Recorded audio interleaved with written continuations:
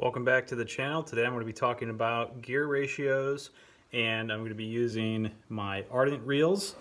To do this, I got 3 different gear ratios, and I'm going to talk about kind of their purpose and why there are different gear ratios, and not as much about like what kind of lure you should throw.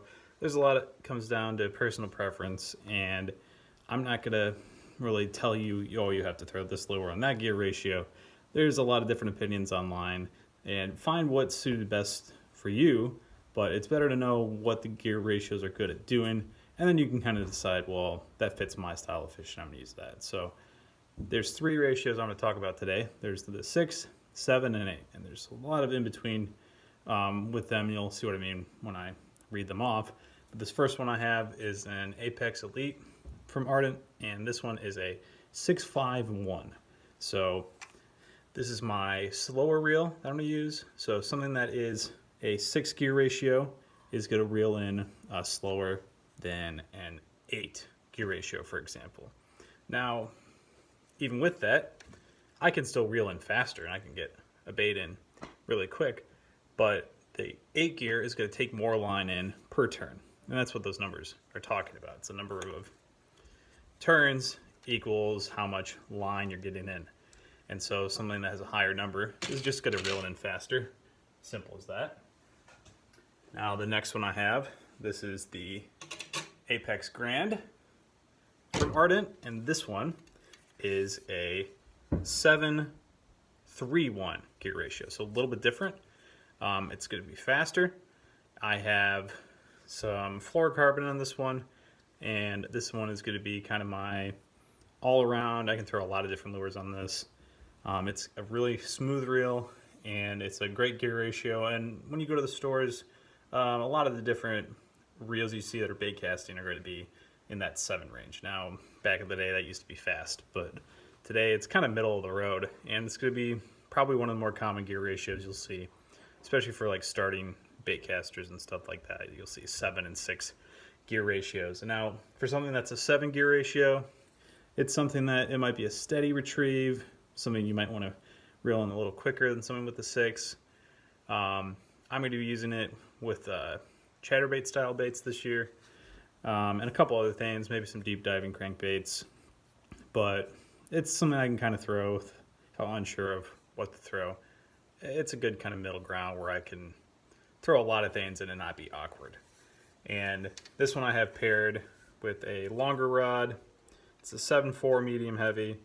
It's moderate fast, so it's a good combo for doing a lot of different techniques in bass fishing. And then lastly, I have an 8 gear ratio, and this is the Apex Lightning.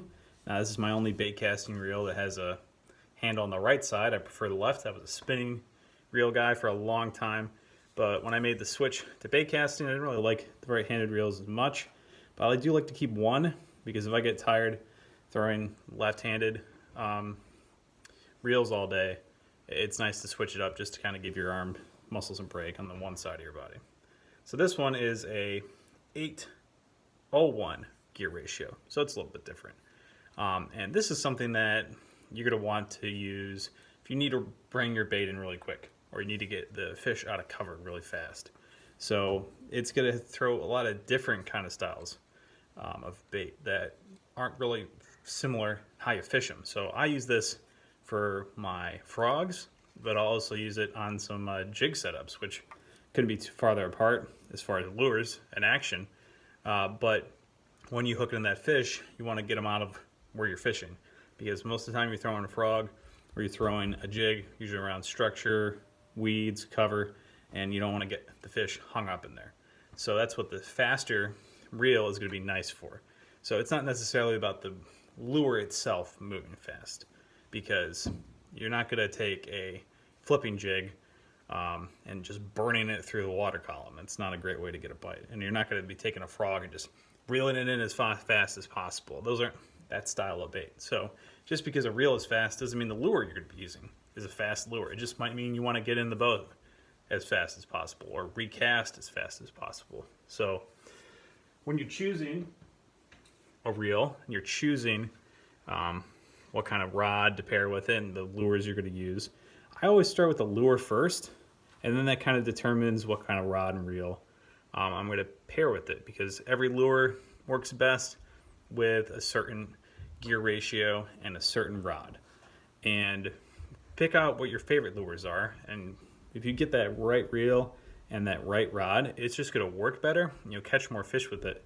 Because if you already have good confidence with the lure, you want to do it the best thing possible with it. It's kind of akin to, you're really good at driving a car, but you're driving like a beater car, and then you get a really nice car and you're like, wow, this is so much better. That's kind of how it is with fishing gear. You get the right stuff for the right technique, it works all the better. It doesn't mean you can't catch fish. I've caught fish on spinning gear with lures that have no business ever being on a spinning reel, just because of how tired it makes you and how fast it just ruins the reel. You can still catch the fish. There's no one saying you can't do that, but it's just going to be more optimized for what you want to do. And then the last thing I'll say, as far as gear ratios, is be versatile. Don't just go out and buy a bunch of 7-gear ratio reels.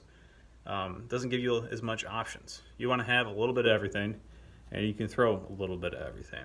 So when I go out on the water this season, I'm going to have a 6-gear, an 8-gear, and a 7-gear, and I might have another 6-gear I add to my arsenal, or another 8-gear. I'm kind of undecided what I want to do. This season, still looking to add maybe one more thing. But it's a good thing to have variety, because sometimes you get on the water, you think that you know what the fish are doing, and they're doing something completely opposite. So always choose a reel that works for the kind of fishing you want to do. Don't just buy a reel because it looks nice or it feels great at the store you're reeling in, like, oh man, that feels so smooth.